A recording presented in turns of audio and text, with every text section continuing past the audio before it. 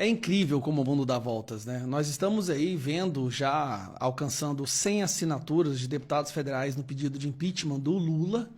E aí vem a parte mais curiosa, a ironia do destino.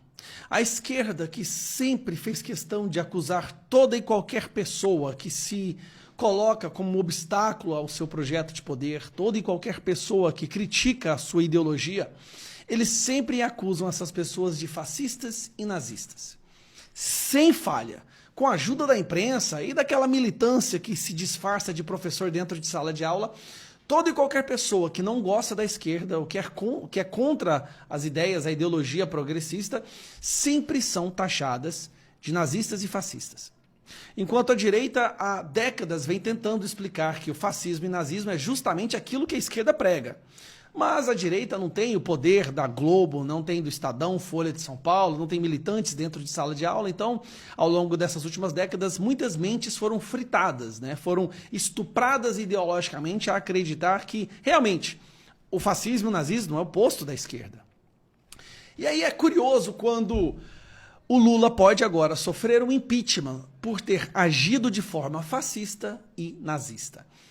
Não é engraçado? Eu vou te explicar por que é real a possibilidade do Lula ser impeachmentado justamente pela essa fala contra Israel. Tá aqui, ó.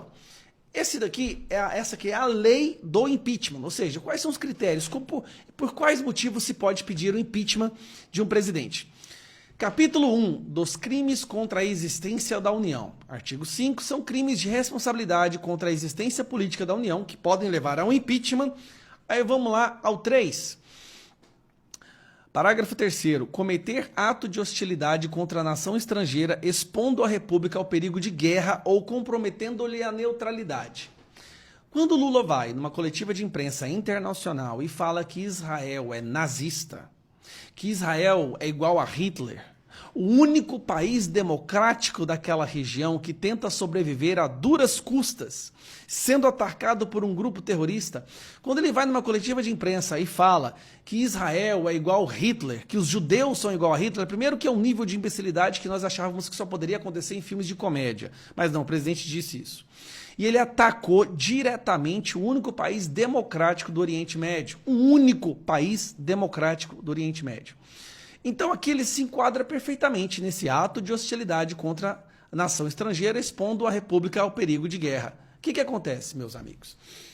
Nós já estamos vendo até mesmo a presidente do partido fazendo a mesma coisa. Olha essa daqui. Gleisi Hoffmann chama o primeiro-ministro de Israel de fascista.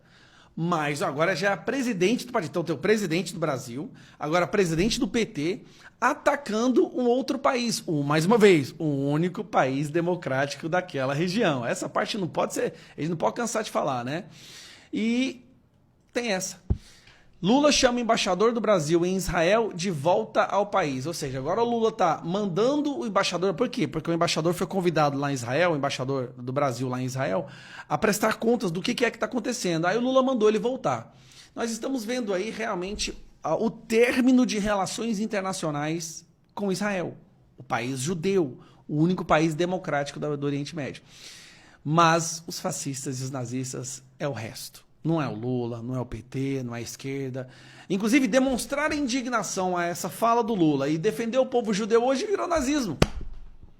Qualquer pessoa que tem um mínimo de conhecimento de história, escuta uma coisa dessa e o estômago embrulha imediatamente. Nós chegamos num nível de demência tão grande que hoje defender judeu virou nazismo. Eu não consigo falar sem rir, porque hoje defender judeu virou nazismo. Mas quem está certo é o professorzinho de história maconheiro lá da Federal, de Sociologia, é a presidente do PT, é o Lula, chefe do maior esquema de corrupção que o mundo já viu. Então esse é o nível que a gente chegou. Sim, é possível. Agora sim, nós já temos quase 100 assinaturas do pedido de impeachment desse ladrão, né? E aí eu bato palmas para o STF. Essa é a pessoa, o Barroso, a Moraes, que vocês batalharam tanto para descondenar e colocar na presidência do Brasil. Palmas para a nossa Suprema Corte. Não é à toa que hoje 47% do povo brasileiro reconhece que o Brasil é uma ditadura do judiciário. Só Deus na causa. Mas é isso aí. Dia 25 na Avenida Paulista, vamos demonstrar que a maioria discorda das falas do Lula, né? E impeachment do Lula agora se tornou uma realidade.